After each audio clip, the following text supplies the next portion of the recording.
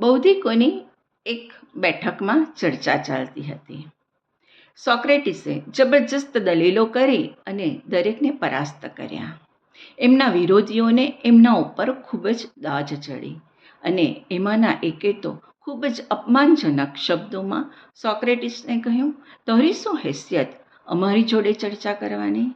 તારો બાપ તો કડિયો છે અને તારી માં તો ડાયણનું કામ કરે છે.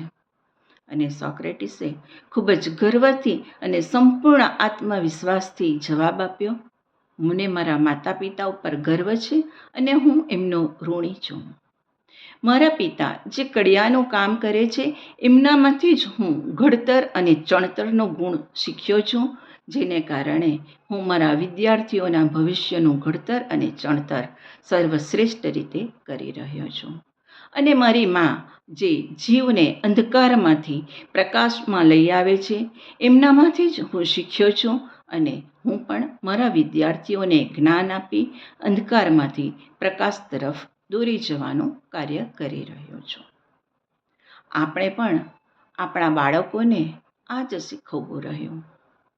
માતા પિતા એમના સમય, સંજોગ અને પરિસ્થિતિને કારણે જે પણ કંઈ હોય, પરંતુ બાળકને એમના માતા પિતા ઉપર ગર્વ અને સંપૂર્ણ શ્રદ્ધા હોવી જોઈએ. દરેકના માતા પિતા અંબાણી કે વોરેન બફેટ હોતા નથી. માતા પિતાનો હોદ્દો ઊંચો હોય કે સામાન્ય કામ કરતા હોય, માતા પિતા ગરીબ હોય કે ધનવાન હોય, તેઓ કોઈ પણ કુટુંબના હોય, પણ બાળકને પોતાના માતા પિતા ઉપર સંપૂર્ણ ગર્વ હોવો જોઈએ. અને આપણી સંસ્કૃતિ પણ તો એ જ શીખવે છે ને, માતૃદેવો ભવ, પિતૃદેવો ભવ.